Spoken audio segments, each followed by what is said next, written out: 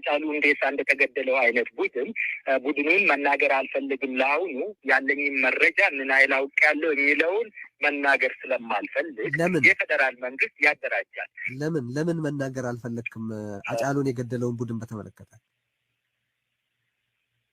አጫሉን የገደለን ቡድን አሁን ከተናገርኩ ያ ቡድን ምን አይል እንደታወቀና ምን አይል እንደተነቃበት እንዲያውቅ ስለማልፈልግ እንጂ ሙሉ መረጃ አለኝ እኔ። አጫሉ የተገደለ ማን ነው የገደለው? ማን ነው ያቀደው?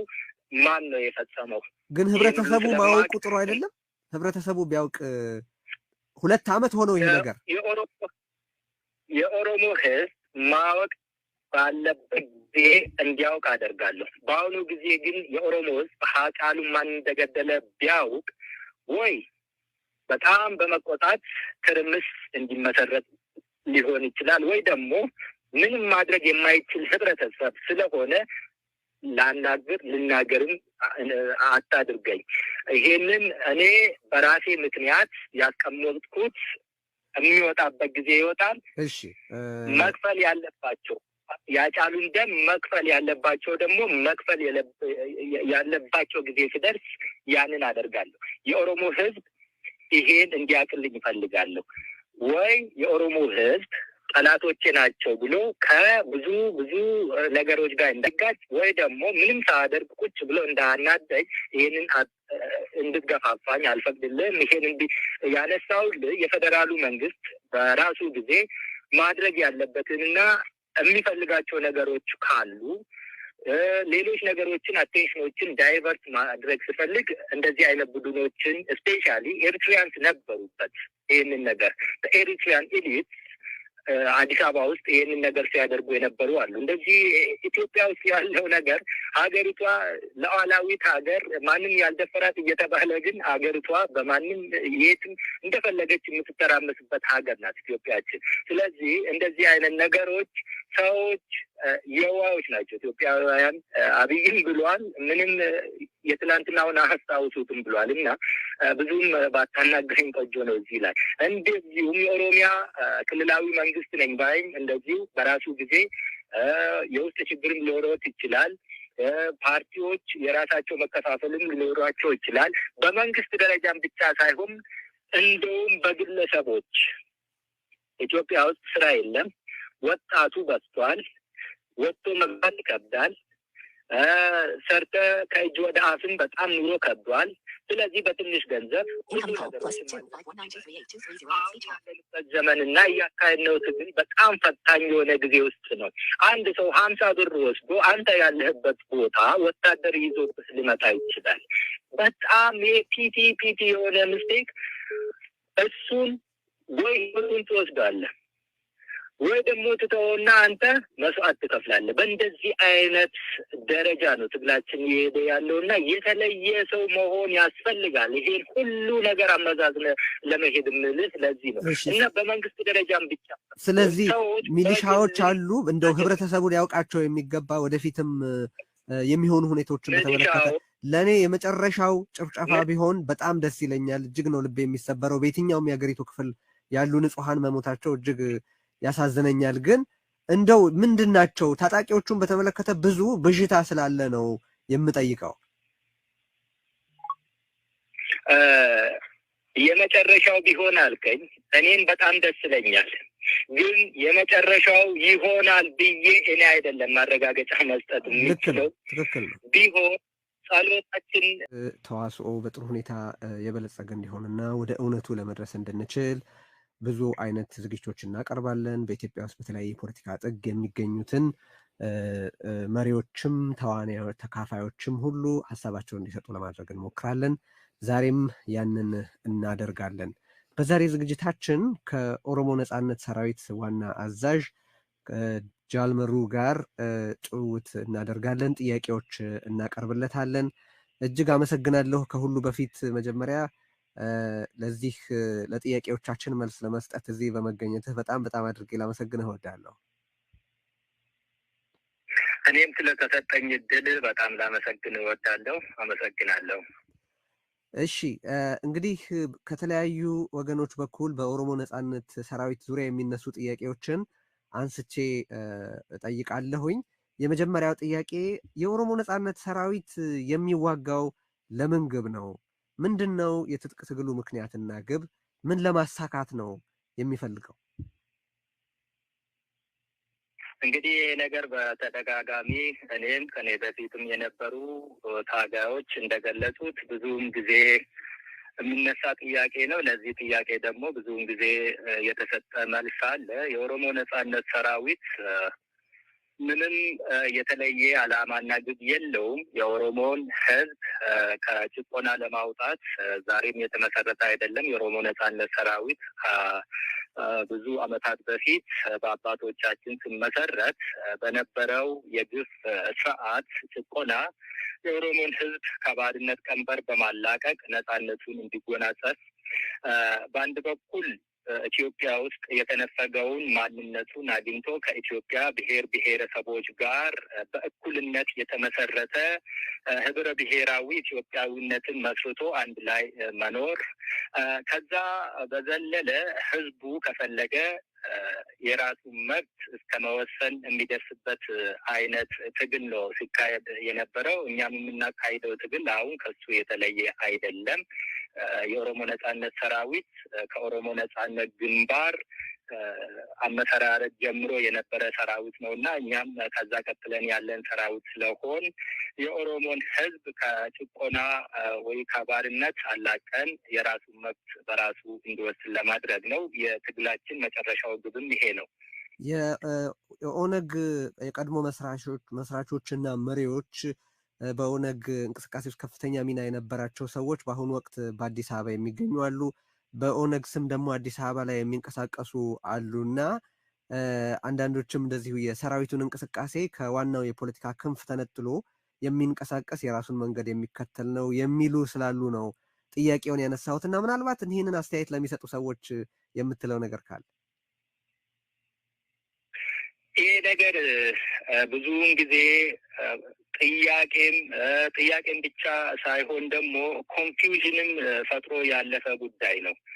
አሁን አገር ቤት ያሉ ስፔሻሊ አዲስ አበባ ያሉት የኦሮሞ ነጻነት ግንባር መሪዎች እና ኃላፊዎች ግልጽ ያላደረጉ እንዲሁም ከአስመራ ወደ አዲስ አበባ በሚገቡበት ጊዜ ድርድር ስላልነበረ የነበረውም ድርድር ለህዝብ ግልጽ ያልተደረገ ይፋ ያልሆነ የኦሮሞ ነጻነት ግንባር አመራሮችና ኃላፊዎች ወደ ሀገር ሲመለሱ ተማረኩ ከመባል የሚሻለውን መንገድ መርጠው ከመማረክ የማይተናነስ ወደ ሀገር የመመለስ ጉዳይ ነው የነበረው። ታውቃለህ፣ የኦሮሞ ነጻነት ግንባር መሪዎች ለ20 ዓመት እና ከዛ በላይ ኤርትራ አስመራ እንደነበሩ እንግዲህ እሱን ግልጽ ለማድረግ ያክል ኤርትራ በነበሩበት ጊዜ የነበረው ትግል ቀጭጮ ነው የኖረው።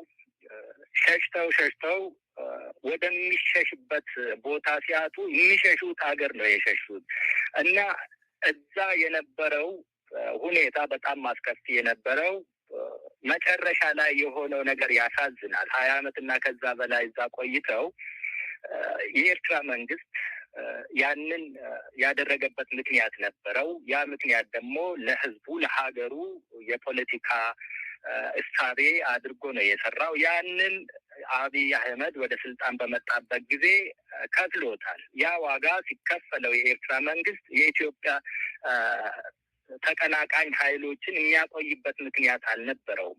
ባይ ዘ ወይ የኢትዮጵያ ተቀናቃኝ ኃይሎች የኦሮሞ ነጻነት ግንባር ብቻ አልነበረም ኤርትራ ውስጥ የነበረው። በጣም ከጥግ እስከ ጥግ የማይገናኙ አይዲዮሎጂዎችን የሚከተሉም ጭምር እንደ አርበኞች፣ ግንቦት ሰባት፣ ደምሂት፣ የትግራይ፣ የሲዳማ፣ ጋምቤላ፣ ቤኒሻንጉል እና የሶማሊያ ኦጋዴን ብዙ የነበሩ ምንም የማይገናኙ በአይዲዮሎጂም በእሳቤም የማይታረቅ አይነት ፖለቲካ የሚከተሉ የነበሩ እንደዚህ አይነት ሁሉ ነበር ሰብስቦ ያስቀመጠው የኤርትራ መንግስት እና ያንን እንደ በትር አድርጎ ሲጠቀምበት የነበረው ያገኘውን ማግኘት ሲገባው ስላገኘ የኦሮሞን እና ሌሎችንም አመራሮች እና እዛ የነበሩትን ሁሉ ወደ ሀገራቸው እንዲመለስ ነበረ ያደረገው የኤርትራ መንግስት እንጂ እርቅ አልነበረ።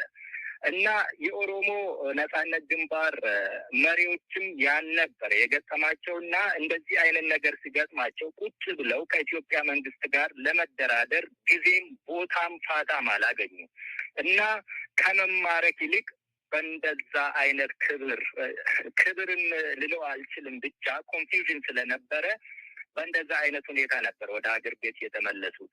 ያንን ምስጢር እኔ በደንብ አድርጌ ያውቀዋለሁ። እርቅ አልነበረም፣ ስምምነት አልነበረም። የኦሮሞ ህዝብ ትግል መቋጫው በእንደዛ አይነት ልክም የሚቋጭ አይነት አልነበረ። ይሄን ምስጢር ሁሉ ማወቅ እርቅ ስላልነበር ድርድር ስላልነበር የተግባቡበትና የተማመኑበት አንድም አይነት የተቀመጠ ነጥብ ስላልነበር ይሄን ሁሉ ስለምናውቅ ሌላው ይቅርና በትግል ላይ የነበሩ እንግዲህ የኦሮሞ ነጻነት ግንባር በግንባር ተመስርቶ በጠመንጃ አፍ ደግሞ የሚዋጋ ስለነበር ያንን ክንፍ ደግሞ የኦሮሞ ነጻነት ሰራዊት ነበር የሚያራምደው እና ሰራዊቱ እንደ ሰው ብዙ ዘመናትን ጫካ ውስጥ ያሳለፈ ህይወቱን የገባ ብዙ እድሜውን የጨረሰ ወጣት ስለ ነገ ዕጣ ፈንታው ራሱ አልተወሰነለትም። ሌላው ይቅርና ስለ ኦሮሞ ህዝብ ነጻነት ይቅርና ስለ ኦሮሞ ህዝብ ከሌሎች ብሔር ብሔረሰቦች ጋር እኩልነት መመስረት ይቅርና ወታደሮቹ ራሱ ስለ ነገ ህይወታቸው ምንድን ነው የሚባለው የሚሆነው ምንድን ነው ይሄንን አልመለሰም የኦሮሞ ነጻነት ሰራዊት የኦሮሞ ነጻነት ግንባር አመራር።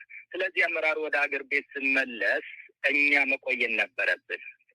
ስንቆይ ደግሞ አመራሮቹ ወደ ሀገር ቤት ስትመለሱ እኛ አይደለም ከነሱ ሰራዊት የለንም የሚል ክደት ነው የመጣው።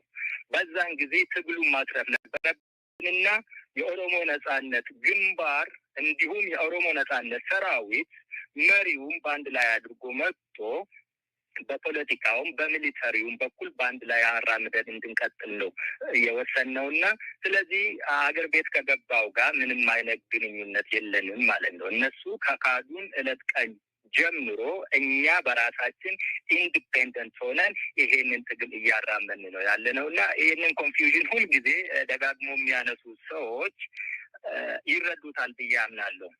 ለተከታታዮቻችን ግልጽ እንዲሆን ነው ያነሳሁት። ስለዚህ ወደ ኢትዮጵያ አብይ አህመድ ወደ ስልጣን ከመጣ በኋላ ወደ ኢትዮጵያ ከገቡት ሰዎች ጋር አይደለም ወደ ኢትዮጵያ የገባችሁት፣ በራሳችሁ መንገድ ነው ማለት ነው?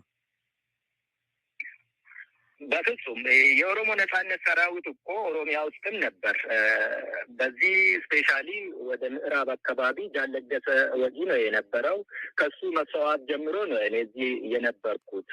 አንዳንድ ጊዜ እና አብይ የተናገረውን የኢትዮጵያ ሕዝብ መሞሪው ሾርት ነው ያለውን ታስታውሳለህ? በእርግጥ የኢትዮጵያ ሕዝብ ጠዋት ቁርሱን በልቶ ለቀምሳው ስለምራሯት ከምሳ በኋላ ደግሞ ለእራቱ ስለሚያስት ምን አቦኩ ምን ጋገሩ የሚለውን ብዙውን ጊዜ ትኩረት ላይሰጥ ይችላል እና እንደዛ ብል አይደንቀኝም።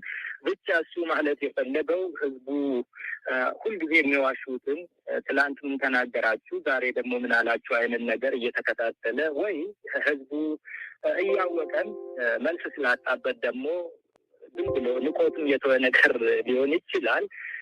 ብዙውን ጊዜ ይናገራሉ። ከዚህም በፊት እኔ ለገሰን ለማትረፍ ብዙ ደክም ያለው አብይ አህመድ እኛ በዛን ጊዜ እዚህ ነበር። አሁን ደግሞ መልሶ የኦሮሞ ነጻነት ግንባር አመራሮችና መሪዎች ወደ ኤርትራ ሲመለሱ ግማሹን ይዘው መጥተው ግማሹን ሰራዊት ደግሞ በምዕራብ በኩል አስገቡ ይላል። ይህ በጣም ፌዘኛ ከዛም በፊትም የነበረ በደቡብ በኩል በምስራቅም በኩል በምዕራብም እንደውም በሰሜን እንዲሁም ደግሞ ሰንትራል ኦሮሚያን ይንቀሳቀስ ነበር። እንዳሁኑ ጎልቶ ራሱን ችሎ በመሳሪያ አቅምና በሰው አቅም ተደራጅቶ አይንቀሳቀስም ይሆናል እንጂ የዛን ጊዜም ነበር። እኔ የኦሮሞ ነጻነት ሰራዊት በኦሮሞ ነጻነት ግንባር አመራርነት ተቀላቅዬ ይኸው 19 አሁን ወደ 20 ዓመት እየገፋው ነው እና ከኤርትራ የገባ ኃይል አይደለም እዚህ ያለው እና እንደዚህ አይነት ነገሮች እንግዲህ በአንተ ላይ ተኩሶ የሚገል ሰው እና አንተም ተኩሶ የምትገለው ተቃራኒ ከቆምከው ሰው እንደዚህ አይነት ነገር ሁሌም ልታገኘው ትችላለህ እና ምንም የሚደንቅ ነገር የለውም። በዚህ ጉዳይ የመጨረሻ ጥያቄ ወደ ሌላ ጉዳይ ከመሻገሬ በፊት አብይ አህመድ ቀደም ሲል እንደጠቀስከው ለገሰ ወጊ ለማትረፍ መረጃ ቀብል ነበር የሚል ነገር ተናግሮ ብዙ አነጋግሮ ነበር። እውነት ነው ይሄ ነገር? በፍጹም ያ የተሳሳተ ነው። አብይ አህመድ ለገሰን ለማትረፍ መረጃ ሲያቀብል አልነበረም የኖረው። ለገሰን እንዴት አድርጎ ወደ ወጥመድ ማስገባት የሚችልበትን ሁኔታ ነው የፈጠረው እሱ። ይህንን ነገር ከዚህም በፊትም አንድ ሚዲያ ላይ ተናግሬ ነበር። ግን ያ ሚዲያ ለኦሮሞ ነጻነት ግንባር አመራሮች ክብር ስል አላስተላልፈውም ብሎ ያስቀረው ነበር። እንዴት ነው የሆነው መሰለ ወንድሜ? ከዚህም በፊት እንግዲህ ታውቃለህ የሞባይል ስልኮች ባልነበሩበት ጊዜ ኮሚኒኬሽን በጣም ይከብድ ነበር እና የሞባይል ስልኮች ኢትዮጵያ ውስጥ መስመር መዘርጋት ሳይጀምሩ ሳተላይት ፎኖች ነበሩ እና የጃን ለገሰ ሳተላይት ፎን አይሰራም ነበር። ያ ሳተላይት ፎን እንዲሰራና መስመር ላይ እንዲመጣለት አብይ ኦፕሬሽን አለ ወደ ምዕራብ አካባቢ ለገሰን አግኝታችሁ ይሄን አይነት ኦፕሬሽን እንዴት አድርጎ ሰርቫይቭ እንደሚያደርግ ንገሩት ብሎ ለነ ዳውድ ኢብሳ መልእክት ያቀብል ነበር። ያ መልእክት ለገሰ ያልሰራውን ስልክ ሰርቶ በዛ ኮሚኒኬት እንዲያደርግና በዛ ስልክ ደግሞ እነ አብርሃም ማንቸስተር የነበሩ እነ ጠቅላይ ሚኒስትር በዛን ጊዜ በሌት ፕራይም ሚኒስትር ኦፍ ኢትዮጵያ መለስ ዜናዊ የነበሩበትና ያንን ከቻምበሩ ሆኖ መለስ የመራው ስልኩን ሙሉ በሙሉ አምጥቶ መስመር ውስጥ አስገብቶ እየተከታተሉበት 6 ዲቪዥኖች በስፔሻሊ ደግሞ ቀድሞ የኦሮሞ ነጻነት ሰራዊት የነበሩ እና ጃን ለገሰን እንቅስቃሴውን በደንብ የሚያውቁ ግን ኦፒዲዮ የሚባለው በዛን ጊዜ ድርጅት ኦህዴድ እዛ የተጨመሩ እነዛን አዋቅሮ ለ3 ሳምንታት በዛ ስልክ ተከታትሎ ነው ጃን ለገሰን ሊያገኙት የቻሉት። ስለዚህ አብይ አህመድ ጃን ለገሰን አስገደለው እንጂ ከመገደል አላዳነውም። ይሄ ነው ትክክለኛው መረጃ፣ ይሄ ነው እውነቱ። ወደ ሌላው ነገር ልሻገር። በተለያየ መንገድ ያለፉት አመታት በኦሮሚያ ክልል ውስጥ ብዙ መልከ ብዙ የሆኑ አንዳንዱ ብሔር ተኮር፣ አንዳንዱ ሃይማኖት ተኮር፣ አንዳንዱ አመለካከት ተኮር የሆኑ ብዙ አይነት ጭፍጨፋዎች ሲደረጉ ሰምተናል። በዚህም ልባችን እጅግ ይሰበራል። የኔ ጥያቄ ላንተ እንግዲህ በተለያዩ ዓለም አቀፍ ተቋማት መንግስትንም የኦሮሞ ነጻነት ሰራዊትንም ብሔር ተኮር ጭፍጨፋዎችን በተመለከተ ተጠያቂ የሚያደርጉ ሪፖርቶች ይወጣሉ። ሰራዊታችሁ እንዲህ ያለ ጭፍጨፋዎችን ያካሂዳል ወይ? የሚያካሂድ ከሆነስ ለምን ያካሂዳል? ይህንን ማድረግ ምን ፖለቲካዊ ትርፍ ያስገኛል? መንግስትም እንደዚሁ በኦሮሞ ነጻነት ሰራዊት በኦሮሚያ የሚካሄዱ ግድያዎችን ሁሉ ይፈጽማል የሚል ክስ ያቀርባልና ይሄ ጭፍጨፋ ማካሄድ ምን ፖለቲካዊ ትርፍ ያስገኛል? የኦሮሞ ነጻነት ሰራዊት ለፖለቲካ ትርፍ ፍጆታ አይደለም የሚንቀሳቀሰው ኦሮሚያ ውስጥ። የኦሮሞ ነጻነት ሰራዊት ቅድም እንደጠየቀኝና እኔም እንደመለስኩልህ ኢትዮጵያ ውስጥ ከሁሉም ብሔር ብሔረሰቦች ጋር እኩልነት፣ ነጻነት ተመስርቶ ወይ ደግሞ መልካም ጎረቤትነት ላይ የተመሰረተ አኗኗርን ለማምጣት ነው የምንታገለው እና ከዚህም በፊት ወደ ኋላ ተመልሰን ታሪክን ማየት ይገባናል። እንቁፍቱ አደቁሬ የሚባል በደኖ፣ አርባ ጉጉ፣ ባምባሲ ብዙ ቦታዎች በዚህ መንግስት በኢህአዴግም ጊዜ ከዛም በፊት በደርግ ጭፍጨፋዎች ነበሩ። ሁል ጊዜ ጭፍጨፋዎች ይካሄዳሉ። ዘርን፣ ሃይማኖትን፣ ብሔርን መሰረት አድርገው ሁል ጊዜ ሰዎች ለፈለጉት አይነት ዓላማ ለማዋል ወጥተው እንደ በጠቀን ይጨዋሉ። ሀገሪቷ የተመሰረተችበት መንገድ ኢትዮጵያዊም የሚያስብለን አይነት አንድ ሀገር አለችን ብለን የምንግባባበት ፖይንት የለንም። ስለዚህ ወደ ፈለግከው ነገር ማራመድ ትችላለህ። ጭፍጨፋል የሰውን ዘር እንደፈለግ ወደ ፈለግ ለፈለከው ዓላማ ለፈለከው ፖለቲካ ፍጆታ ማዋል ትችላለህ። እንደየምቱ ነው የሙዚቃ ትርኢቱ የሚሄደው። በእንደዛ አይነት ሁኔታ ጭፍጨፋዎች ሲካሄዱ ብዙውን ጊዜ ብሔርን መርጠ፣ ሃይማኖትን መርጠ፣ ዘርህን መርጠ ትጮዋለህ። ያም ሁሉ ያልፋል። የተደረገው ተደረገ። ይሄ ነው የተደረገው።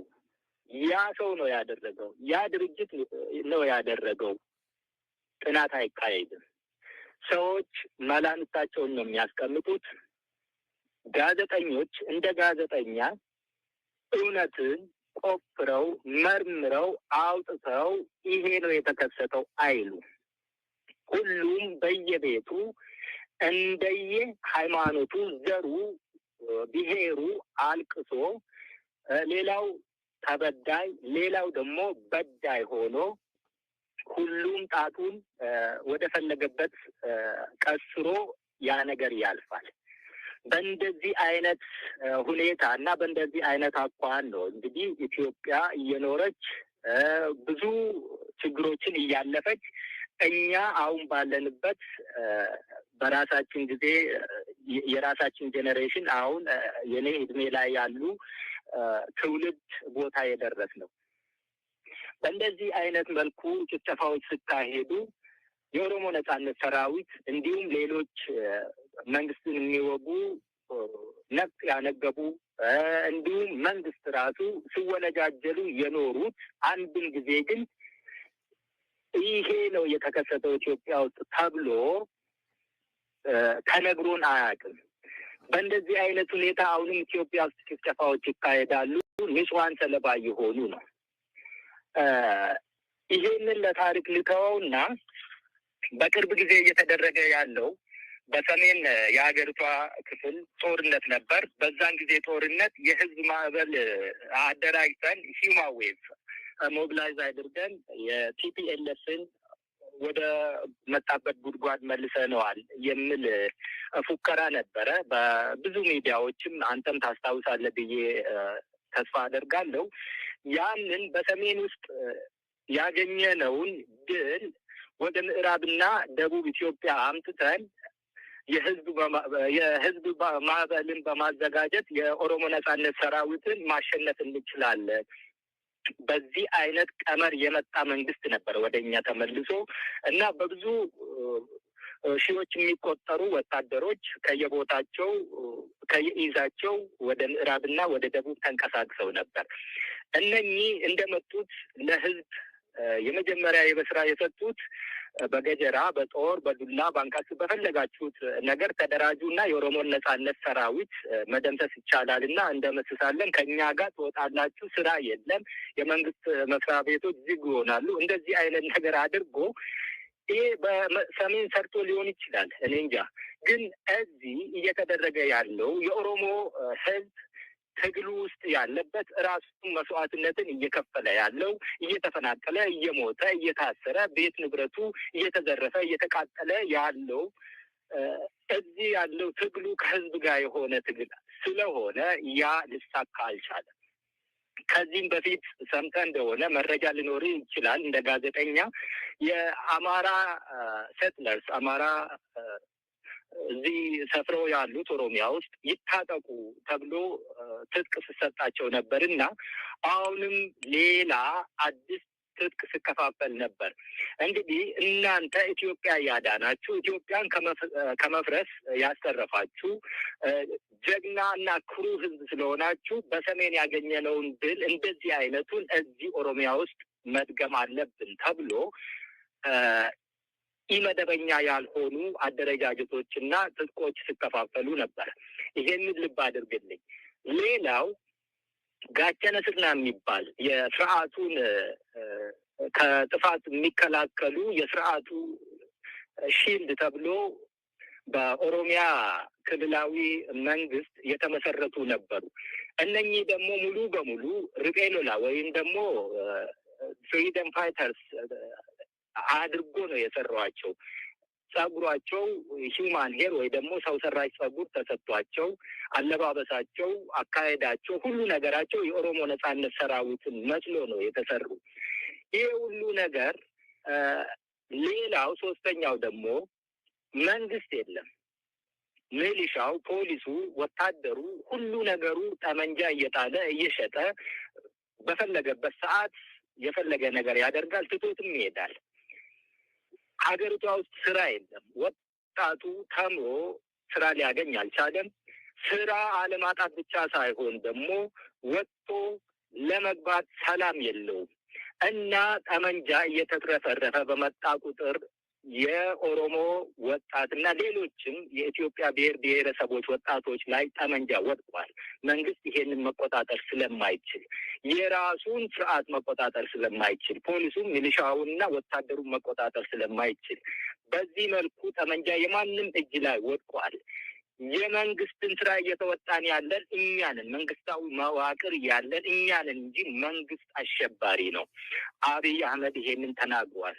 ብቻ ለሱ ምንም አይቸግረው መልሶ ለመናገር። ለምን የኢትዮጵያ ውስጥ የኢትዮጵያ ሕዝብ እሱ እንዳለው ሾርት መሞሪያን ነው ብሏል እና ከዚህም በፊት አሸባሪዎች ህዝብን የሸበርነው እኛ ነን ብሎ ነበር እና ያንን መልሶ ደገመው። ይሄ ሁሉ ባለበት እኛ ጠመንጃ የትም ወድቆ ባለበት በእንደዚህ አይነት መልኩ ኦሮሚያ ውስጥ ኦሮሚያ እንደ ሌሎች ሀገሮች ፌልድ የሆኑ ስቴቶች አይነት እጣ እንዳይገጥማት በጣም ተጠንቅቀን ነው እየሰራን ያለን። መንግስታዊ መዋቅር ነው ልትል ትችላለህ እንጂ እንደ ደፈጣ ተዋጊ አይነት ግሩፕ አይደለንም። እንደው የመንግስትን ስራ እየሰራ መንግስት ደግሞ የሽብርን ስራ እየሰራ ትግላችን በጣም አሰልቺ እንዲሆን ህዝብ እንዲያልቅ የኛ ስም በጣም እየጠለሸ እየጠቆረ እንዲሄድ በራሳችን ጊዜ ይሄንን ትግል በቃ እንድንል እያደረገ ነው መንግስት። ስለዚህ በእንደዚህ አይነት መልኩ ነው ህዝብ እየተጨፈጨፈ ያለው እና አይተሃል የከረዩ አባገዳዎች ላይ የደረሰውን ጭፍጨፋ የኦሮሞ ነጻነት ሰራዊት ነው ያደረጋሉ። በራሳቸው መልሰው በራሳቸው ሚዲያ በራሳቸው በራሳቸው ሰው ደግሞ አይደለም የኦሮሞ ነጻነት ሰራዊት ይሄንን አላደረገም ያደረግነው እኛንም ብለዋል። እንግዲህ ስለዚህ አሁን እየነገርከኝ እንዳለኸው መንግስት የራሱን መሰል ሚሊሻዎች አደራጅቶ እንደ አብዮት ጠባቂ አይነት ይመስላል የራሱን ሚሊሻዎች አደራጅቶ ነው እነዚህን ጭፍጨፋዎች እየፈጸመ ያለው ነው ወይስ እሱ ላይ ግልጽ አድርግልኝና። በትክክል እንደዚህ ነው። የኦሮሞ ነጻነት ሰራዊት ትላንት ሲባል የነበረው 5 ሰዎች ከፖሊስ ጣቢያ ጠመንጃ ሰርቀው ያውም ሰባራ ጠመንጃ ሰርቀው በስርዓት የለሽነት ተደራጅተው መንግስትን እያሸበሩ ነው እና በ1 ሳምንት በ2 ሳምንት እናጠፋለን እንደዚህ አይነት ነገር አቶ ለማ መገርሳ በነበሩበት ጊዜ ጀምሮ እስካሁኑ ጊዜ ድረስ እንደዛ ሲባል ነበር እና በሳምንት እናጠፋለን በ2 ሳምንት እናጠፋለን አይነት ሲባል ነበር። ያ አልጠፋም። 5 ሰው ወይ ሰባራ ጠመንጃ ይዞ መንቀሳቀስ ብቻ አይደለም። የኦሮሞ ነጻነት ሰራዊት በሰው ኃይልም በመሳሪያ ኃይልም ከትናንሽ እስከ ከባድ መሳሪያዎች ከመንግስት ወታደሮች እጅ እየወሰደ መስዋዕት ከፍሎ ደምና አጥንቱን ከስክሶ እየወሰደ ራሱን ወደ አቋም ያለው ሰራዊት አሸጋግሯል።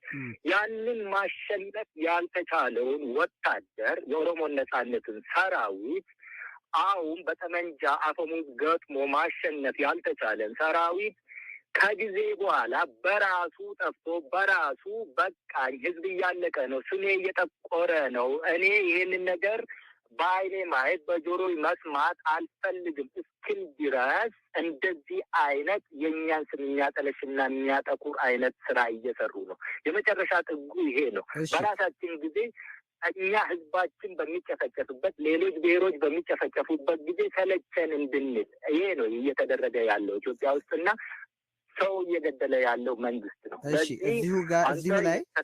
እዚሁ ላይ የኔ ጥያቄ ምንድን ነው እንግዲህ በቀደም ሲል እንዳልኩት የመንግስትን ክስ እንተውና በዓለም አቀፍ ድርጅቶች ዘንድ በኦሮሚያ የሚንቀሳቀሱ ታጣቂ ቡድኖች በህብረተሰብ ላይ ጭፍጨፋ እንደሚፈጽሙ እየዘገቡ ነው። በተጨማሪም በምስክርነት የሚሰጡ በአካባቢው ምስክርነት የሚሰጡ ሰዎች በኦሮሞ ነጻነት ሰራዊት ግድያ እንደተፈጸመባቸው በተለያየ ጊዜ ይናገራሉ እና እዚህ እንኳን በርዕዮት አንዲት የኛ ባልደረባ ቤተሰቦቿ በከፋ ሁኔታ በአሰቃቂ ሁኔታ እንደተገደሉባትና በዚህም የኦሮሞ ነጻነት ሰራዊት እጁ አለበት ወይም ተጠያቂ ነው ብላ እንደምታስብ ነግራኛለች። ሰው ይሄንን በተመለከተ ምንድነው ያለህ እይታ? ክሶች ይቀርባሉ እና ምንም አይነት የዲሲፕሊንም ሆነ የምን ችግር የለብንም እያልክ ነው ወይ? አንድ ሁለተኛ ደግሞ ታጣቂዎች በተለያየ ቦታ የሚፈጽሟቸውን ግፎች በተመለከተ የኦሮሞ ነጻነት ሰራዊት የሚወስደው ድርሻ የለም እያልክ ነው ወይ? ልብ አድርግ፣ ኦሮሚያ ስፔሻሊ ወደ ምዕራብ አካባቢ ኮኔክሽኖች የሉም። የስልክ ችግርም አለ። ብዙውን ጊዜ ኦርኬስትሬትድ የሚደረጉት እንደዚህ አይነት ግድያዎች ሰዎች ጫካ ውስጥ ነው ያለን እያሉ እንደዚህ ሆነን የኦሮሞ ነጻነት ሰራዊት እንደዚህ አድርጎም ብሎ ደግሞ ስልክ ሲያገኙ ሚዲያዎች ደግሞ አሰፍስፎ ስፔሻሊ እንደዚህ አይነት ነገሮች በጣም ብንጠነቀቅና በጥንቃቄ ብናደርገው ይሻላል። ኦርኬስትሬትድ እያደረጉ የኦሮሞ ነጻነት ሰራዊት አደረገ እኛ ሳንጠየቅ ገና ከሩቅ ሆኖ ሰዎች ይከሱናል። ይህንን ሁሉ ደግሞ የሚያደራጀውና የሚሰራው አክሰሱ ያለው መንግስት ነው። መንግስት በዘገበው ነው። ማን ነው እስቲ የኦሮሞ ነጻነት ሰራዊት እንደዚህ አይነት ቦታ የአማራን ህዝብ ጨፍጭፈዋል የተባለ ቦታ ደርሶ ማጣራት አድርጎ ከወገንተኝነት የጸዳ ለህሊናው ስል እንደዚህ አይነት ነገር በኦሮሞ ነጻነት ሰራዊት ተከስቷል ብሎ እስቲ መረጃ አቅርቦ የሚያውቀው? ለህሊናችሁ ስትሉ ስትናገሩ እቺ እህታችን እሺ ቤተሰቦቼ እንደዚህ ሆኗል አለች። ሞት ነው ከማንም ይምጣ ያሳዝናል እና አዝናለሁ። ግን እሷ እዛ ቁጭ ብላ ከሰማች ኦርኬስትሬትድ ከሆነው ነገር ይህንን ገና ፕሪጀጅመንት ወስዳለች፣ አድርገዋል ብላ ደምድማለች። ስለዚህ ምንም አይነት ማጣራት ይምጣ፣ ምንም አይነት መረጃ መሰብሰብና ይሄን ጉዳይ ቆፍሮ ከቦታው አውጥቶ ለህዝብ እውነታውን ማረጋገጥ ለሷ ላይ ዋጥላት ይችላል። ለምን ኦልሬዲ ጀጅመንቱን ወስዳለች፣ ውሳኔ አስተላልፋለች። እና ኢንተርናሽናል ኮሚኒቲ ኢትዮጵያ ውስጥ ምንም አይነት አክሰስ የላቸውም። ከሰው እያለፉ ከመረጃ እንደዛ እየተወሰደ ነው። እኛ እኮ ሁልጊዜ እንደዚህ አይነት ነገሮች ሲከሰቱ እያደሩ በኋላ መንግስት ነው እንደዛ ያደረገ እዚህ ቦታ እንደዚህ ሆኗል እያሉ ራሳቸው እኮ የፖለቲካ ችግር ሲገጥማቸው ምስጢሩን እያወጡ ይናገራሉ እኮ። ሁልጊዜ እንደዚህ አይነት ነገሮች ፕሪጀጅመንት ሳይወሰድባቸው እስኪ ነፃ ገለልተኛ ወገን ገብቶ ማጣራት ያድርግ። መንግስት ለምን ይፈራል? እሱ የሚያስፈራው የሚደብቅ ምን አይነት ምስጢር ኖሮት ነው ነፃና ገለልተኛ ወገን ገብቶ እንዲያጣራ የማይፈቅደው? ይህንን ጥያቄ ነው መመለስ ያለብን መጀመሪያ ላይ። እሺ እንዳልኩት በኦሮሞ ነጻነት ሰራዊት ዙሪያ የሚነሱ አንዳንድ ጥያቄዎችን አነሳለሁ ብያለሁና ዛሬ ሄድል ከተገኘ አይቀር ጥያቄዎቹን ላንሳቸው። በያዛችኋቸው ግዛቶች ውስጥ ባሉ ነዋሪዎች ላይ ከባድ ፍርሃትና አለመተማመን አስፍናችኋል። ከህብረተሰቡም ቀረጥ ትሰበስባላችሁ፣ ታስገድዳላችሁ፣ ሰዎች አለ ጥያቄ ትገድላላችሁ እና እንደዚህ አይነት ክሶች ይቀርባሉ። ለዚህስ ያለህ መልስ ምንድን ነው? በዚህ ምድር ላይ እኔ በታሪክም ይሆን ተወልጄ እስካለው እድሜ ድረስ ህዝብን ተዋግቶ ያሸነፈ መንግስትም ህዝብን ተዋግቶ ያሸነፈ ቡድንም ሌላም ከህዝብ ጋር ቅራኔ ውስጥ ገብቶ ህዝብን ያሸነፈ ምንም አይነት ቡድን የለም እዚች ዓለም ላይ። አንተ እንግዲህ ታሪክ አጣቅሰ ከነገርከኝ እቀበላለሁ። አሊያ ኦሮሚያ ውስጥ ብዙውን ጊዜ እኛ እንንቀሳቀሳለን። የጠፋው የሚዲያ ፍጆታ፣ የጠፋው የኮሚኒኬሽን፣ የስልክ፣ ሌሎች ነገሮች ይሄንን እውነታ አለማውጣት፣ መንግስት ደግሞ እኛ ህዝብ ስናሰቃይ፣ ስናፍን፣ ስንገድል ይሄንን ነገር እኮ አውጥቶ ለዓለም ማሳየት የሚችለው ኮኔክሽኖችን ስፔሻሊ ይሄ ሶሻል ሚዲያዎችን አለመዝጋት ነው የነበረበት። ለምንድን ነው ይሄ ሁሉ የተዘጋው? ያለን የህዝባዊ ፍቅር ከህዝብ ጋር ስንገናኝ ህዝብ እኛ ጋር ሲሰበሰብ ከኛ ጋር ያለው አብሮነትና እኛ የሰፈርነው የያዝነው ቦታ ምን አይነት ስርዓት እንዳሰፈን ወደ ዓለም እንዳይወጣ ተደርጎ ጭፍን ጨለማ ተደርጎ የተቀመጠው ለምንድን ነው? ይሄንን አንተ ጠይቅ። ጋዜጠኞች ጋዜጣዊ ሙያችሁን ተጠቅማችሁ እንደዚህ አይነት ቻሌንጂንግ ኩዌስችን ብትጠይቁ ብዙ መልሶችን ታገኛላችሁ። ግን ጋዜጠኝነትም አንዳንዴ ወገንተኛ ሲሆንና መንግስት በቲቪ በሬዲዮ የሚያሰራጨውን ዘገባ ብቻ ወስዶ አሁን ብዙውን ጊዜ እንደ ዶቼ ቬሌ አማርኛ ቋንቋ እንደውም ቪኦኤ እነኛ አይነት ነገሮች እድል ስጡን እኛንም አናግሩም ስንላቸው ብዙውን ጊዜ ከዶቼ ቬሌ ጋር ይቅርታ ተነጋግሬም አላውቅም። ስፔሻሊ ቪኦኤ ኢንተርቪው ያደርጋሉ፣ አያስተላልፉትም። መንግስት የከሰሰንን ክሱን ማጣራት ሳያደርጉ ምንም አይነት እዛ የራሳቸው ሰዎች ኖረዋቸው መረጃ ሳይሰበስቡ መንግስት ባለው እኛ ወንጀለኛ አድርገው ያቀርባሉ። የእኛን ድምፅ ደግሞ ያፍናሉ። ኢትዮጵያ ውስጥ እንደዚህ አይነት ነገሮች ከስረ መሰረቱ ነቀርሳ ሆኖ ያለ ነገር ህዝቦች ወደ መባላት፣ ወደ መጫረስ፣ ሀገሪቷ ወደ መበታተን ያደርሳሉ። ሰዎች ዛሬ የሚዘግቡትን ብቻ ስሜታቸውን ነው የሚከተሉት። ነገ የሚከሰተው የተጎዳው ወደ ቫዮሌሽን እንዳይሸጋገር ምንም አይነት ጥንቃቄ አይደረግም።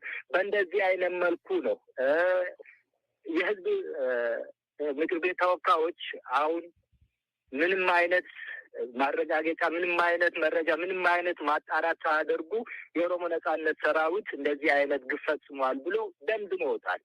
ከደመደሙት በኋላ ደግሞ አጣሪ ኮሚቴ ከዛ ውስጥ አውጥተው እዛ ልከን እናጣራለን።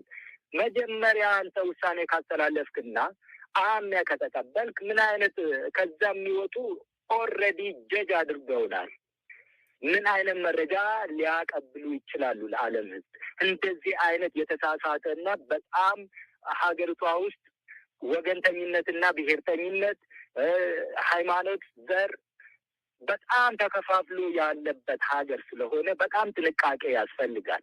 እኛ በቀልም ብንፈልግ ከዚህም በፊት እንደ ህዝብ ኦሮሞን ብቻ እንወክላለን። አንድ ኦሮሞ ከተነካ ሺህ ብሔሮች ኦሮሞን የነኩን እናስከፍላለን ዋጋ ብንል ከረዩ ውስጥ የተደረገውን መበቀል ነበረብን። ሸዋሮቢት ውስጥ የተደረገውን መበቀል ነበረብን።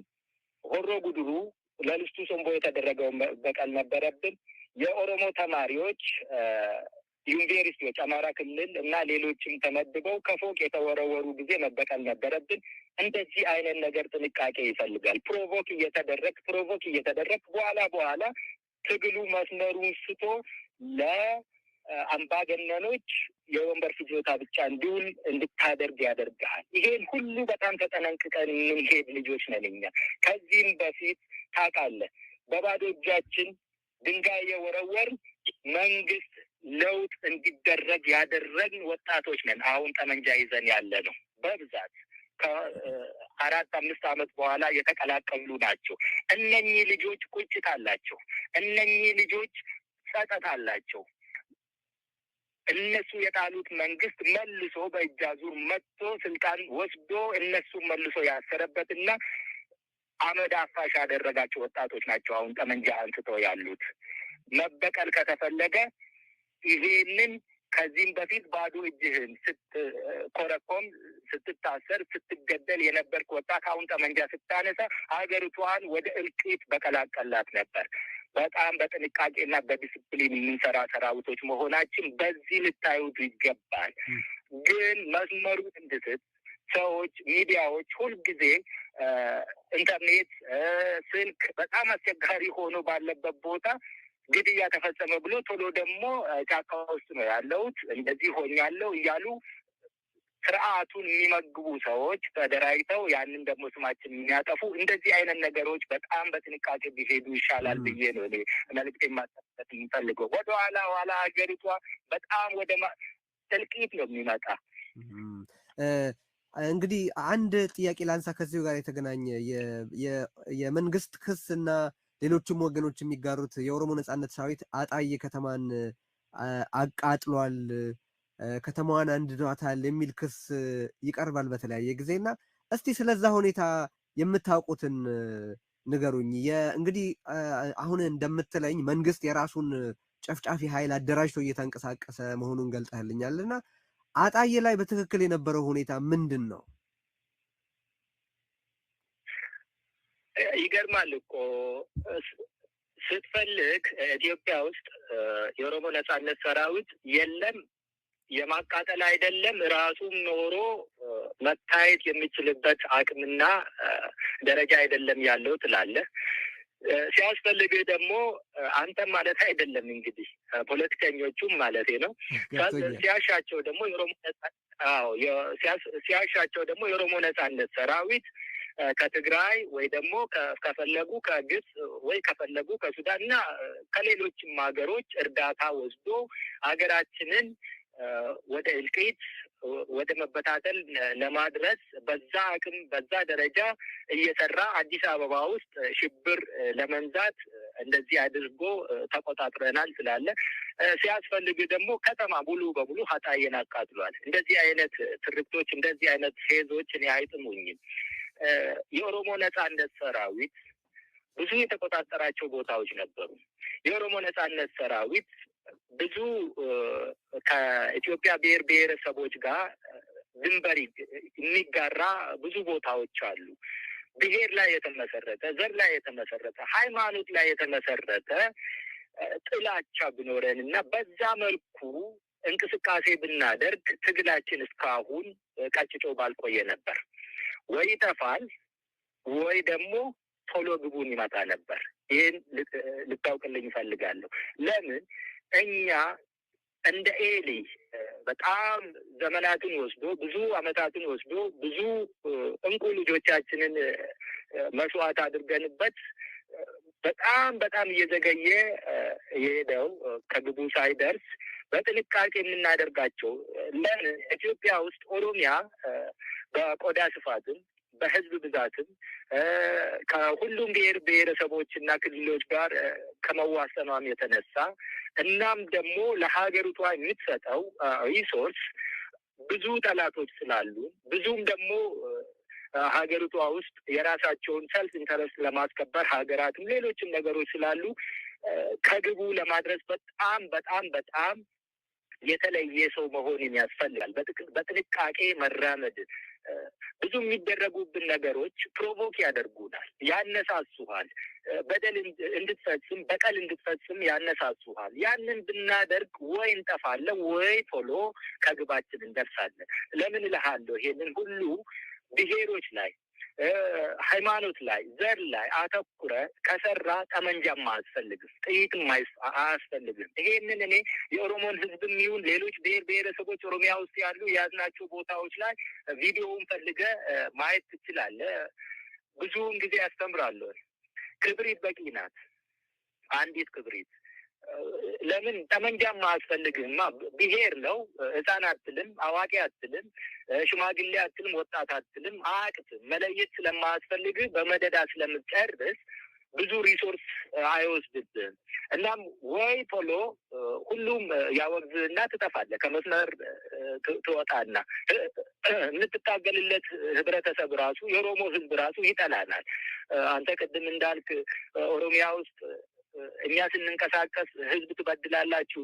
ህዝብ መበደል፣ ከህዝብ ጋር ውጊያ ማድረግ፣ ህዝብን መጨቆን፣ መንቀሳቀስ አንችልም። እኛ እስካሁን የቆየነው የኦሮሞ ህዝብ በልቡ ውስጥ አምቆ ስለያዘን ነው፣ ቦታ ስለሰጠን ነው። ስለዚህ ሌሎችም ብሔር ብሔረሰቦችም ላይ እንደዛው ነው እና አጣዬ ላይ ውጊያ ነው የነበረው። ኢትዮጵያ ውስጥ አማራ፣ ኦሮሞ፣ ትግሬ፣ ጋምቤላ፣ ቤኒሻንጉል፣ ሱማሌ፣ ስዳማ፣ ወላይታ ሁሉም ቦታ የየራሱን የሚያደራጅ ቡድን አለው። መንግስት የሚባል ከፌደራሉ አዲስ አበባ ተቀምጦ ያለው ሁሉንም አግባብቶ በመንግስታዊ መዋቅር መቆጣጠር ያልቻለበት ደረጃ ላይ ነው ያለው። እና የአማራ ክልል እምቢ ካለ እምቢ ነው፣ የኦሮሞ ክልል እምቢ ካለ እምቢ ነው። የየራሱን አደራጅቶ አፈንግጦ እየወጣ የፈለገውን ነገር ማድረግ የሚቻልበት ጊዜ ላይ ደርሰናል። ሰዎች ሁልጊዜ አንድ ቦታ የተከሰተን ነገር ከስረ መሰረቱ ሄዶ የተጎዳን ተበድያለሁ ያለን ሳያናግሩ የማያገባውንና በቦታው ያለውን ነው የሚያስጨውት። አንዱ እንደ በቀቀን ይጮሃል፣ ሌላው ደግሞ እንደ ኩራ ተቀብሎ ያስተጋባል። እንደዚህ አይነት ህብረተሰብ ውስጥ ነው ያለ ነው እና እንደዚህ አይነት ህብረተሰብ ውስጥ ባለንበት ሁኔታ የምናካሄደው ትግል የተለየ ሰው መሆን ያስፈልግሃል ያልኩበት ምክንያት ይሄ ነው። ስለዚህ አጣዬ ላይ የተደረገው የቤት መቃጠል፣ ከተማ ማቃጠል፣ ጭሱ ቦግ ብሎ ሲወጣ እኮ ቪዲዮ ላይ እኔም አይቼዋለሁ። የኦሮሞ ነጻነት ሰራዊት እንደዛ አይነት ነገር የሚያደርግበት ምክንያቱም የፖለቲካ ፍጆታም የለውም። ስለዚህ በውጊያው ተካፍሎ ነበር፣ በአካባቢው ውስጥ ነበረ ወይስ ይህንን ማን ያደረገው ብለህ ትገምታለህ? እዛ እኮ የተደረገውን ታስታውስ እንደሆነ የዛኔ የነበረው ውጊያም ታስታውስ እንደሆነ የኦሮሞ ነጻነት ሰራዊት እኮ እዛም አልቀረበም። ውጊያ የተደረገው ስንት ኪሎ ሜትር ላይ ነው? ከተማ የተቃጠለችው ከውጊያው ቦታ ስንት ኪሎ ሜትር ላይ ነው? እና እንዴት ተደርጎ ነው ከተማ ገብቶ ማቃጠል የሚችለው የኦሮሞ ነጻነት ሰራዊት? ከተማዎችን ማቃጠል ከፈለገ ደግሞ ብዙ ኪሎ ሜትሮችን እኮ ድንበር እንጋራለን ከሌሎች ብሔር ብሔረሰቦች ጋር። ያንን ያነሳውልህ እኮ ለዚህ ነው። ከብዙ ክልሎች ከብዙ ብሔር ብሔረሰቦች ጋር የኦሮሞ ነጻነት ሰራዊት እንደ ሀገርም የኦሮሞ ሕዝብ ድንበር ይጋራል። ያንን ማድረግ ከፈለግ ብዙ ቦታዎች ላይ ማድረግ እንችላለን። ለምን የሚለው ደግሞ ስለማያስፈልገን አናደርገውም። ስለዚህ ሁልጊዜ እንደዚህ አይነት ነገሮች ሲፈጠሩ ቶሎ ወደ አንድ ቡድን እጅ ቀስሮ ሁሉንም ነገር እዛ ላይ መከፍተር ሳይሆን አጣሪ ቡድን ለማንም ገለልተኛ ለማንም ወገንተኛ ያልሆነ ገለልተኛ አጣሪ ቡድን ተመስርቶ ይህንን ሁሉ ቢያጣራ እኛ ሁልጊዜም በራችን ክፍት ነው፣ ፍቃደኞች ነን የምንለው። መንግስት የተባለው አምባገነኑ ደግሞ ለምንድን ነው ይሄ እንዳይደረግ ሁልጊዜ ሲወተወት ሲለመን ይሄንን የማያደርገው? ምን ምስጢር ብደብቅ ነው? ኢትዮጵያ ውስጥ ያለው ብዙ ቡድኖች ያሉት እንደዚህ አይነት ነገሮች ማጣራት ብደረግ የሚወጣ ነገር ስላለ ያ ምስጢር እንግዲህ እንደተቀበረ እንደተቀመጠበት ነው ያለው። ስለዚህ እኛን አይመለከተም ልልህ ይፈልጋለሁ። እሺ፣ ገለልተኛና አጣሪ ኮሚሽን መጠየቅ በጣም በጣም ጥሩና ትክክለኛ ነገር ነው ብዬ አስባለሁ። እንደተባለውም ገለልተኛና አጣሪ ኮሚሽን እንዳይኖር የሚፈልግ የሚደብቀው አንዳች ነገር ያለው ነው የሚለውንም በሚገባ የምቀበለው ነገር ነው። እንደው አንዳንድ ነገሮች ግልጽ እናደርግ ለርዕዮት ተከታታዮች፣ እጅግ በርካቶች ናቸው ይህንን የሚከታተሉት እና እንደው ለሰው በኦሮሚያ ውስጥ በአሁኑ ወቅት ከመንግስት መደበኛ ኃይሎችና ከኦሮሞ ነጻነት ሰራዊት ውጪ በኦሮሚያ የሚንቀሳቀሱት ታጣቂዎች እነማን ናቸው? የትኞቹ ናቸው? አሁን ቀደም ሲል በጥቅሉ መንግስት ያደራጃቸው ያልካቸው አሉ። በመግለጫዎቻችሁም ላይ የሆነ አንድ የሚሊሻ ቡድን ጠቅሳችሁ ነበር። የሲራና ሚሊሻዎች እርግጠኛ አይደለሁም በትክክል እንዳልኩት፣ ይቅርታ ጠይቃለሁ ከተሳሳትኩኝ። ግን እስቲ ያሉትን ታጣቂዎች እንቅስቃሴ ከእናንተና ከመንግስት መደበኛ ኃይሎች ውጪ ያሉት እነማን ናቸው? ይሄንን እኮ እኔ አልነበርኩም መናገር የነበረብኝ። አጣሪ ቡድኖች ቢኖሩና አክሰስ ቢኖራቸው ህዝብ ቢጠይቁ ህዝብ በፈረደ ነበር። ኢመደበኛ የሆኑ በጣም ሁልጊዜ ይደራጁና መንግስት ያደራጅና ለአንድ ጉዳይ ማስፈጸሚያ ያውላል። ከዛ በኋላ ይበተናሉ። እንደዚህ አይነት መደበኛ አሰራሮች፣ እንደዚህ አይነት መደበኛ አደረጃጀት ቡድኖች የሚደራጁት ፌዴራሉም ሲፈልግ በራሱ መዋቅር ውስጥ ማዘጋጀት ያለበት እና አንድ ማድረግ ያለበት ነገር ካለ ስፔሻሊ አሁን ሃጫሉ ሁንዴሳ እንደተገደለው አይነት ቡድኑን መናገር አልፈልግም። ለአሁኑ ያለኝም መረጃ ምን ያህል አውቄያለሁ የሚለውን መናገር ስለማልፈልግ የፌዴራል መንግስት ያደራጃል። ለምን መናገር አልፈለግክም? ሃጫሉን የገደለውን ቡድን በተመለከተ ሃጫሉን የገደለን ቡድን አሁን ከተናገርኩ ያ ቡድን ምን ያህል እንደታወቀና ምን ያህል እንደተነቃበት እንዲያውቅ ስለማልፈልግ እንጂ ሙሉ መረጃ አለኝ እኔ። ሃጫሉ የተገደለ ማን ነው የገደለው፣ ማን ነው ያቀደው፣ ማን ነው የፈጸመው ግን ህብረተሰቡ ማወቁ ጥሩ አይደለም። ህብረተሰቡ ቢያውቅ 2 ዓመት ሆነው ይሄ ነገር የኦሮሞ ህዝብ ማወቅ ባለበት ጊዜ እንዲያውቅ አደርጋለሁ። በአሁኑ ጊዜ ግን የኦሮሞ ህዝብ ሃጫሉን ማን እንደገደለ ቢያውቅ ወይ በጣም በመቆጣት ትርምስ እንዲመሰረት ሊሆን ይችላል፣ ወይ ደግሞ ምንም ማድረግ የማይችል ህብረተሰብ ስለሆነ ልናገርም አታድርገኝ። ይሄንን እኔ በራሴ ምክንያት ያስቀመጥኩት የሚወጣበት ጊዜ ይወጣል። እሺ መክፈል ያለባቸው ያጫሉን ደም መክፈል ያለባቸው ደግሞ መክፈል ያለባቸው ጊዜ ሲደርስ ያንን አደርጋለሁ። የኦሮሞ ህዝብ ይሄን እንዲያቅልኝ ይፈልጋለሁ። ወይ የኦሮሞ ህዝብ ጠላቶቼ ናቸው ብሎ ከብዙ ነገሮች ጋር እንዳጋጭ፣ ወይ ደግሞ ምንም ሳያደርግ ቁጭ ብሎ እንዳናደኝ ይሄንን እንድትገፋፋኝ አልፈቅድልም። ይሄን ያነሳውልህ የፌዴራሉ መንግስት በራሱ ጊዜ ማድረግ ያለበትንና የሚፈልጋቸው ነገሮች ካሉ ሌሎች ነገሮችን አቴንሽኖችን ዳይቨርት ማድረግ ስፈልግ እንደዚህ አይነት ቡድኖችን ስፔሻሊ ኤሪትሪያንስ ነበሩበት። ይህንን ነገር በኤሪትሪያን ኤሊት አዲስ አበባ ውስጥ ይህንን ነገር ሲያደርጉ የነበሩ አሉ። እንደዚህ ኢትዮጵያ ውስጥ ያለው ነገር ሀገሪቷ ሉዓላዊት ሀገር ማንም ያልደፈራት እየተባለ ግን ሀገሪቷ በማንም የትም እንደፈለገች የምትተራመስበት ሀገር ናት ኢትዮጵያችን። ስለዚህ እንደዚህ አይነት ነገሮች ሰዎች የዋዎች ናቸው ኢትዮጵያውያን። አብይም ብሏል፣ ምንም የትላንትናውን አያስታውሱትም ብሏል እና ብዙም ባታናገረኝ ቆጆ ነው እዚህ ላይ። እንደዚሁም የኦሮሚያ ክልላዊ መንግስት ነኝ ባይም እንደዚሁ በራሱ ጊዜ የውስጥ ችግርም ሊኖረው ይችላል። ፓርቲዎች የራሳቸው መከፋፈልም ሊኖራቸው ይችላል። በመንግስት ደረጃም ብቻ ሳይሆን እንደውም በግለሰቦች ኢትዮጵያ ውስጥ ስራ የለም። ወጣቱ በዝቷል። ወጥቶ መግባት ይከብዳል።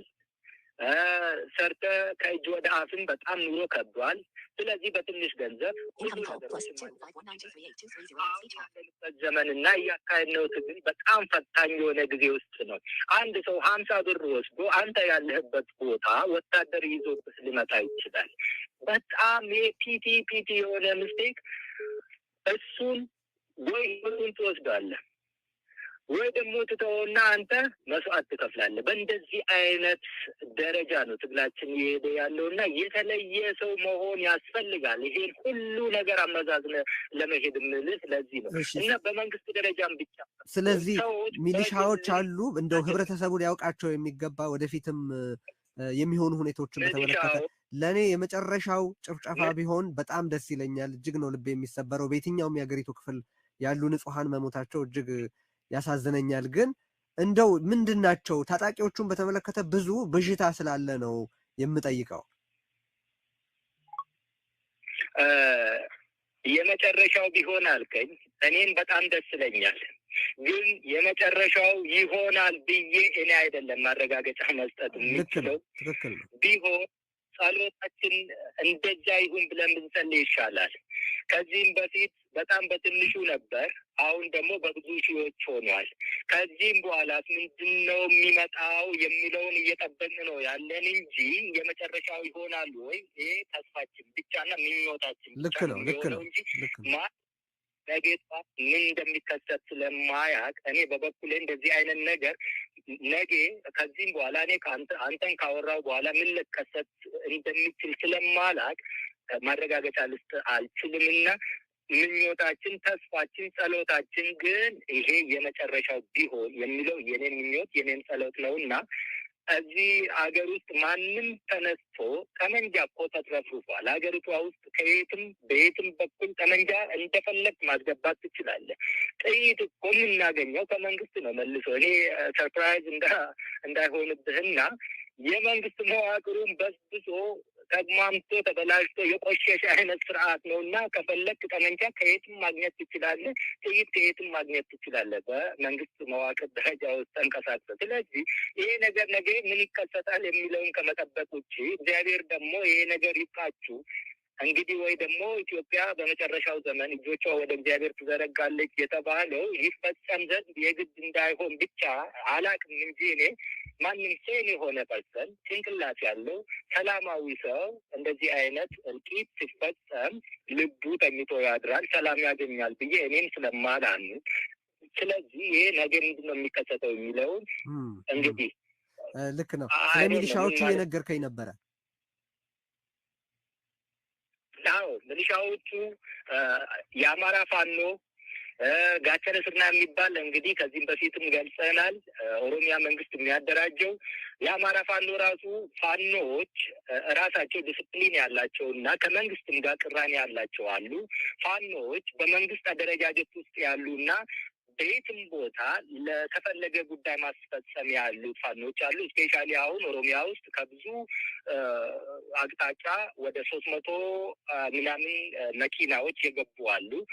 እንደዚህ አይነት ነገር ባለበትና መንግስት ህብረተሰቡን ለእልቂት እያጨ ባለበት ሁኔታ አሁን ቅድም ያልከው ነገ ምን ሊፈጠር እንደሚችልና ይሄ የመጨረሻ ይሁንልን ያልከው እኔ ማረጋገጫ ማልሰጥ እንደዚህ አይነት ነገር ስላለ እንዲሁም ሌሎች ሚሊሻዎች ከዚህም በፊት ከኛ ተለይተው የኦሮሞ ነጻነት ግንባር አመራሮች ወደ ሀገር ቤት ሲገቡና ወታደሮቹ ይግቡ ተብሎ ኮንፊውዥን በተፈጠረበት ጊዜ እነ ጀዋር እና እነ በቀለ ገርባ የኦሮሞ ነጻነት ሰራዊትን በማስገባት እጃቸውን ሰደውበት ወደ 1000 ምናምን ሰራዊት ገብቶ ነበር። እነዛም ተመልሶ መንግስት አደራጅቶ በጣም የምንንቀሳቀስበትንና አንድ ላይ ስለነበር ብዙ ምስሎች ስለሚያውቁና እንዴት አድርገን አለባበሳችን፣ የጸጉር አሰራራችን እና ሁሉም ነገር ኮፒ ተደርጎ እነሱም ተሰርቶ እኛም የምንቀሳቀስ ቦታ የሚንቀሳቀሱ አሉ እና ብዙ ናቸው።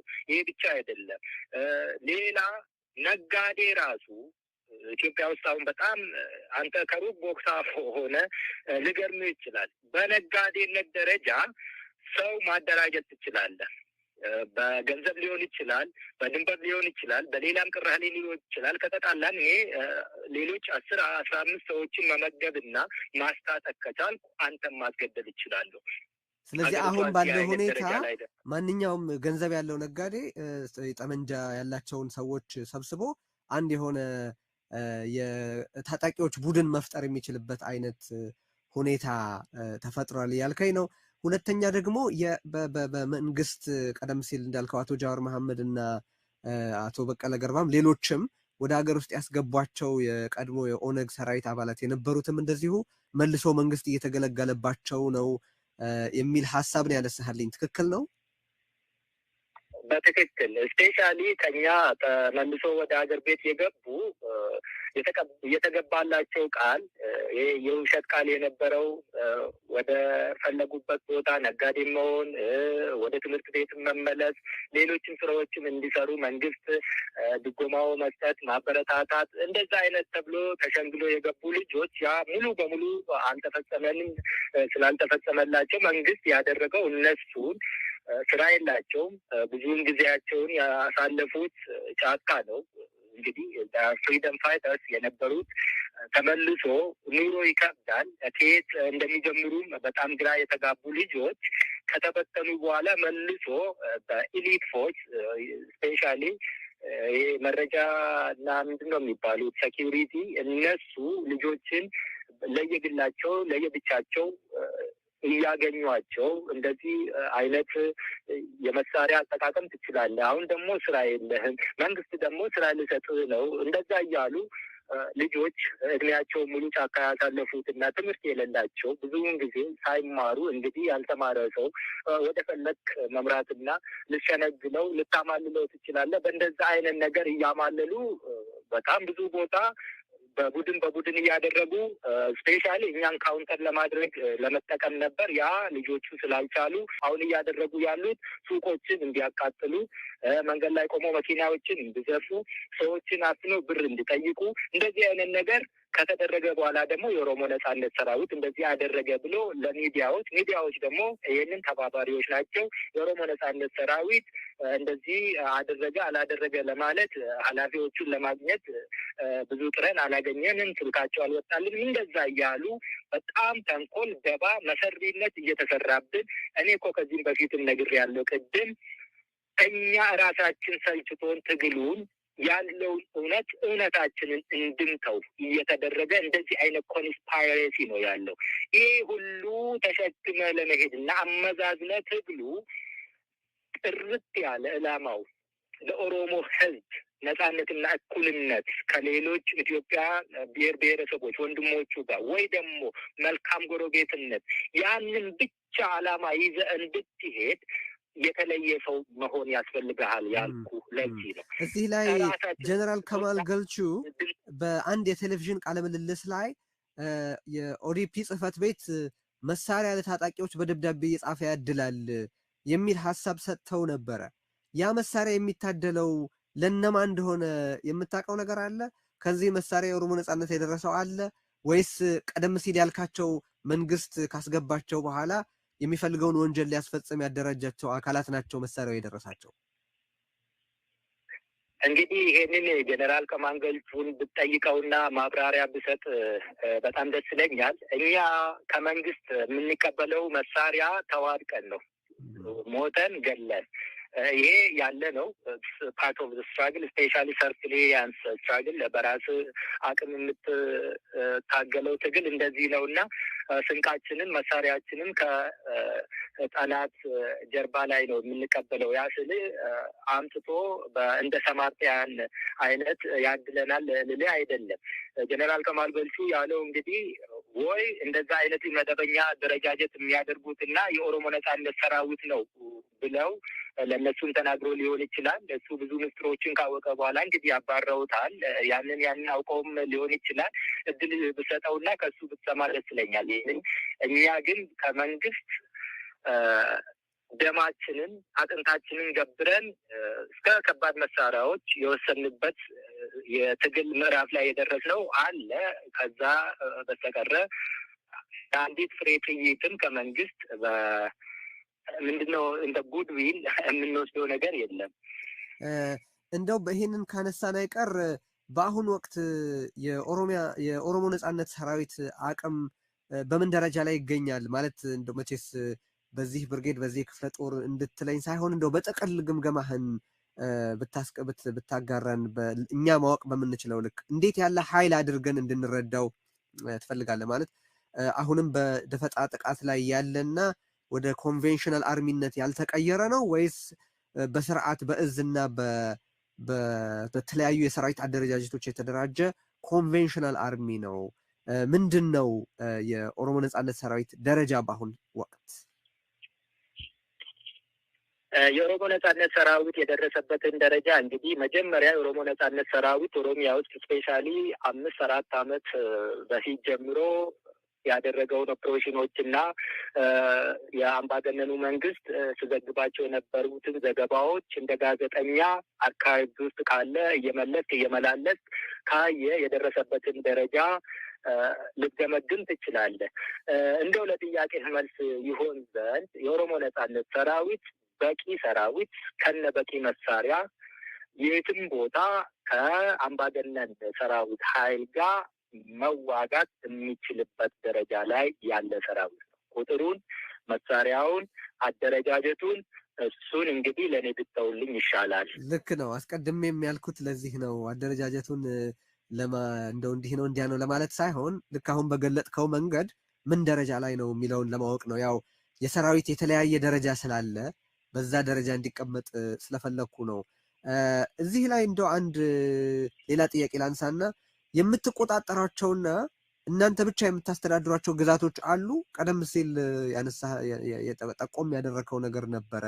የመንግስት መዋቅር መሰል ነገር እኛንን የመሰረት ነው፣ እኛንን እንደ መንግስት አክት እያደረግን ያለ ነው ብለሃል እና የኦሮሞ ነጻነት ሰራዊት ነፃ መሬት የሚለው መንግስት ድርሽ የማይልበት ስፍራዎች አሉ? አዎ ቦታዎች አሉ። መንግስት ድርሽ የማይልበት ብቻ ሳይሆን ወፍም ዝር የማይልበት ያንን ስል እንግዲህ በዛ አይነት ጥንካሬ የተቋቋምንና በዛ አይነት ጥንካሬ ዲፌንድ የምናደርጋቸው ቦታዎች አሉ። ይሄ ነው እዚህ ነው እዛ ነው አልልም። ከዛ በተረፈ ደግሞ የኦሮሞ ነጻነት ሰራዊት የሌለበት ቦታ የሌለበት የኦሮሚያ ክልል የሌለበት የኦሮሚያ ግዛት የኦሮሚያ ቦታ የኦሮሚያ ወረዳዎች፣ ቀበሌዎች የሉ። ከአዲስ አበባ እስከ አሶሳ ከጋምቤላ እስከ መተከል፣ ከአዲስ አበባ እስከ ሐረርጌ ዞኖች፣ እስከ ቦረና፣ ሞያሌ፣ እስከ ሰሜን ወሎ፣ ራያ፣ ሁሉም ቦታ የኦሮሚያ ቦታዎች የኦሮሞ ነጻነት ሰራዊት ሙሉ በሙሉ በሚባል ደረጃ ይንቀሳቀሳል። እኛ የምንሄድበት ዓላማ አለን። እንዴት አድርገን ደግሞ ያንን ዓላማ እንደምንቋጭ እንደምንፈጽም እናውቃለን። የኦሮሞ ነጻነት ሰራዊት የኦሮሚያን መሬቶች አይደለም በብዛት ለመቆጣጠር እየሰራን ያለው የኦሮሞ ህዝብ ልብ ነው። የኦሮሞ ህዝብ ልብ ከተቆጣጠር የኦሮሚያን መሬት እጃችን ላይ እንደሆነ እሱን 100% ላረጋግጥልህ እወዳለሁ። እኛ መሬት ላይ እዚህ ነህ እዛ ነህ እሱ ችግር አይደለም። አምባገነኖች ሁል ጊዜ መሬትን ለመቆጣጠር ስሩ ህዝብን ይበድላሉ። ህዝብ ከሌለ መሬት የለም። እኛ እንደ ነጻነት ተዋጊ ህዝብን ነው የምንቆጣጠረው። ህዝብ ካለ መሬት አለ። ህዝባችን ደግሞ ምንም አይነት ስንቅ ሳይኖረን፣ ምንም አይነት እርዳታ ሳይኖረን ከድርጅት ከሀገር ከኢንዲቪዥዋል ከምንም አይነት ከህብረተሰብ ከብሔር ከምንም አይነት ድርጅት ምንም አይነት ሳንቲም ቤሳቤስን ሳይኖረን የኦሮሞ ህዝብ በሺህ የሚቆጠሩ ወታደሮቹን በዘንቢል እንጀራ ይዞ በፐርሙት ቡና ይዞ ውሃ ይዞ እያበላ እያዋጋን የደረስ ህዝብን ስለተቆጣጠርን ነው። ስለዚህ አሁን የደረስንበት ደረጃ አንዳንድ ፈተናዎችን እናደርጋለን። ወደ ከተማ መግባት ከቻል መሬትን መያዝ ስንጀምር እንደ ሌሎች ሀገሮች ስፔሻሊ ስም መጥቀስ ካስፈለገኝ እንደነ የመን፣ ሶሪያ፣ ሊቢያ ሀገራችን እንዳትሆን መንግስት መሬት እየለቀቀ ቦታ እየለቀቀ ሲሄድ ትርምስ እንዳይፈጠር አንዳንድ ነገሮችን የራሳችን የሆነ ትሬኒንግ ላይ ነን እኛ ልል ይችላለሁ። ያንን ስንጀምር መቋጨት ስንጀምር ምንም አይነት የሃይማኖት ምንም አይነት የብሔር የዘር ምንም አይነት የሆነ ቡድን ግጭት ትርምስ እንዳይፈጠር ነው የምንፈልገው። ስንቋጭ እታቱ ቢስማት ምንም አይነት የሌሎች ሀገሮች ዜጋ ቡድኖች፣ ዲፕሎማቶች፣ አምባሳደርስ እንደዚህ አይነት ነገሮች ምንም አይነት በደል ሳይደርስባቸው ሀገራችን ፖዚቲቭሊ ወደ ኢንተርናሽናል ኮሚኒቲ ተቀባይነት አግኝተን መንግስት መሆን የምንችልበት አይነት በእንደዛ አይነት ነው የምናስበው። ወደ ትላልቅ ከተማዎች መጥለቅ ከቻል ምን አይነት ቁጥጥር ነው ማድረግ ያለብን? ከትናንሽ ከተሞች ልምድ ለመቅሰም አንዳንድ ኦፕሬሽኖችን ጀምረናል። እነኛ ኦፕሬሽኖች ይቀጥላሉ። ምንድን ነው ጉድለታችን እና ከዛ በኋላ የሚገጥሙን አንዳንድ ፕሮብሌሞች ቻሌንጆች ምንድን ናቸው? እንዴት ነው ደግሞ ካውንተር የምናደርጋቸው? እንደዚህ አይነት ነገሮችን ማድረግ ጀምረናል። በዛ ደረጃ መዋጋት የምንችል በዛ ደረጃ አቅማችን የተገነባ መሆኑ ሰራዊቱ ይህንን ልታውቅ እፈልጋለሁ። እንደዛ ወደ መሀል ሀገር እየጠለቅ ብዙ ኢንተረስቶች ያሉበት ላይቃይሳይ ዲፕሎማት፣ አምባሳደር፣ ሌሎች ብሔር ብሔረሰቦች እና ሌሎች የተለየ ጥቅም ያላቸው ሀገሪቷ ውስጥ የራሳቸውን ጥቅም ደግሞ ማስከበር የሚፈልጉ እነኛን እንዴት ነው ማስተናገድ የምንችለው ወደ መሀል ጦርነቶች ቢካሄዱ የሚለውንም ከዚሁ ዝግጅቱንም ሁሉንም ነገር ማቴሪያሊ በሂውማን ሪሶርስ ሜንታሊ እንደዚህ አይነት ዝግጅት እያደረገ ያለ ሰራዊት ነው እና ፕሮፌሽናል አድሚ ላይ የደረሰ ሰራዊት ነው ያለው። ስለዚህ ይህንን እንቋጨዋለን፣ ተስፋ እናደርጋለን። ጥቂት ጥያቄዎች ናቸው የቀሩኝ። በእውነት ለጊዜው በጣም አመሰግናለሁኝ። ግን እዚህ ላይ ሁለት እሺ በጣም አመሰግናለሁ በእውነት ለተሰጠኝ ጊዜ። ምንድን ነው በአንድ ወር ውስጥ የኦሮሞ ነጻነት ሰራዊትን እናጠፋለን ብሎ መንግስት ዘመቻ ከፍቶ ነበር። እሱ ምን ዕጣ ገጠመው? አንድ ባጭሩ ብትነግረኝ። ሁለተኛ ደግሞ በተደጋጋሚ የአንተ ስም እየተጠቀሰ በመንግስት የተገደለ የተደመሰሰ ዜና ብዙ ጊዜ ተነግሯል እና እሱም በተመለከተ ምን ይሰማሃል? እንደው ባጭሩ። አይ ስለነኚህ ሁለቱ አንተ መንግስትን ብትጠይቀው አይሻልም? ለምን በአንድ ወር በሁለት ሳምንት በአስር ቀን ያንተን ምልከታ ፈልጌ ነው። በጣም ባጭሩ እንደዛ አይነት ነገሮች መንግስት እንድጠይቅ ይሻላል እንጂ እኔ አልሞትኩም አለው። እንግዲህ እኔ በኦሮምኛ በአፋን ኦሮሞ ቋንቋ ኤከራ የሚባል አለ። ኤከራ እንግዲህ የሰው ሟች መንፈስ ነው መሰለኝ። እንደዛ አይነት ሆኜ እንደማላወራ በእርግጥ አንተም ታገኛለህ። ገብቶኛል። እንግዲህ ያው ጥያቄዎቻችንን ቶሎ ቶሎ ስለ ሰላም ድርድሩ ያናገራችሁ ሰው አለ? አሁን ሰሞኑን ድርድር በተመለከተ የሚወሩ ነገሮች አሉ በተለያዩ ዓለም አቀፍ ሚዲያዎች በኩል የሸትል ምንድነው በሶስተኛ ወገን የሚካሄድ ድርድር አለ። የድርድሩ አካል እንድትሆኑ ያነጋገራችሁ አለ እስካሁን?